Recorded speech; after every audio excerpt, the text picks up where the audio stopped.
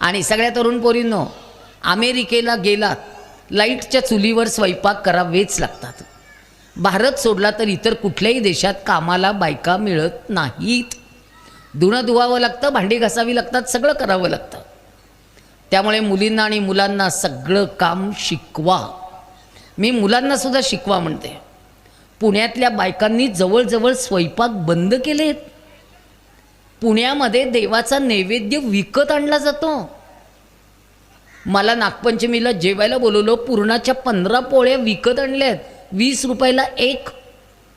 आणि जेवायला बसल्यावर त्या बाई मला विचारतात, किती खाल साधारण? म्हटलं 4 खाते. त्या म्हणल्या, तुम्ही पुरणाच्या पोळ्या 4 खाता? मोठ्या मोठ्या असतात. म्हटलं मी मोठ्या मोठ्या 4 खाते. वाडगाभर तूप लागतं, अर्धा लिटर दूध लागतं, बसलं की चापून खाते. त्या म्हणल्या, तुम्ही खेड्यातले लोक फारच खाता.